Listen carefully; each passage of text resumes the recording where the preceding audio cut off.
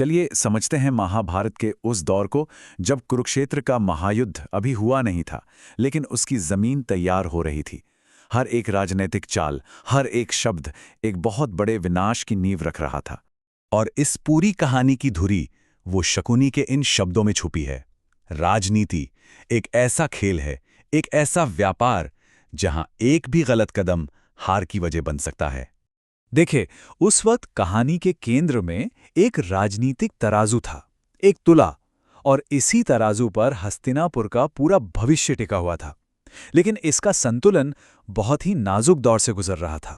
ये तस्वीर उस तनाव को बिल्कुल साफ कर देती है। सोचिए, एक तरफ 100 कौरवों की भारी संख्या और उनकी सत्ता की आकत, और दूसरी तरफ सिर्फ 5 पांडव, लेकिन उनके साथ था धर्म, उनका कौशल और लोगों का समर्थन।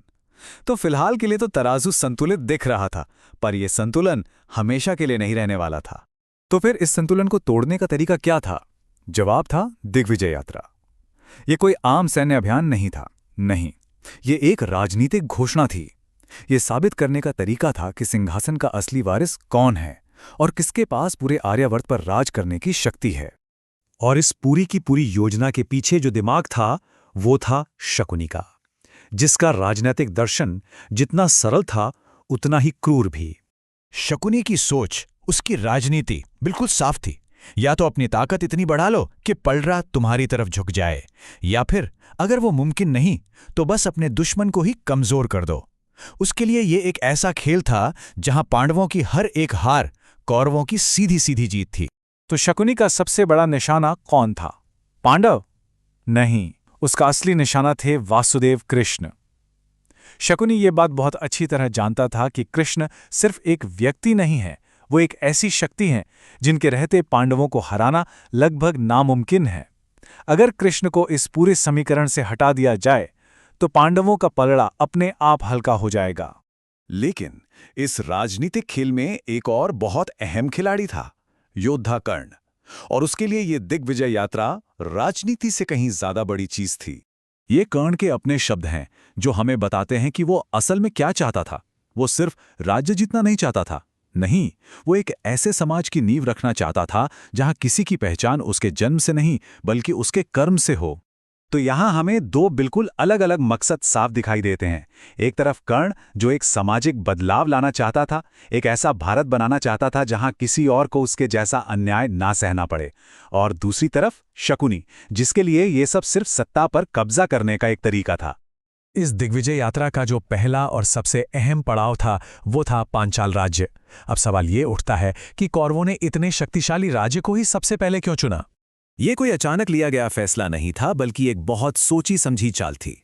शकुनी को पता था कि द्रौपदी के अपमान के बाद पांचाल बदले की आग में जल रहा है, तो उनके हमले का इंतजार करने से बेहतर था कि खुद ही हमला करके अपने एक सबसे बड़े खतरे को रास्ते से हटा दिया जाए। अब ये लड़ाई सिर्फ सैनिकों की नहीं थी, ये लड़ाई थी रणनीतियों की, व्यूह रचना की।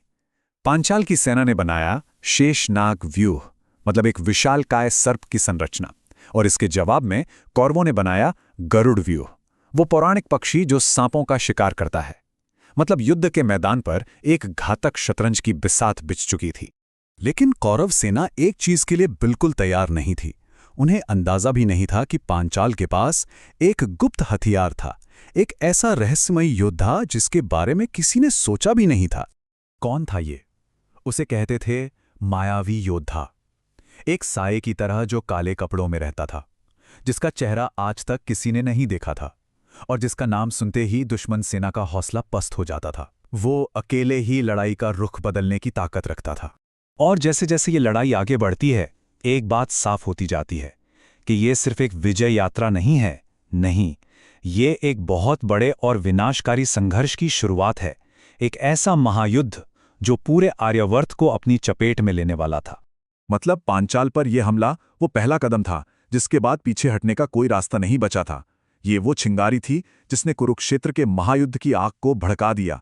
इस लड़ाई में चला हर एक तीर उस आखिरी महासंग्राम की तरफ बढ़ रहा था। और यहीं पर यह पूरा विश्लेषण हमें एक बहुत बड़े सवाल पर लाकर छोड़ देता है कि क्या असल बदलाव कर्ण जैसे महान आदर्शों से आता है, या फिर वो शकुनी जैसी राजनीतिक शक्ति का नतीजा होता है?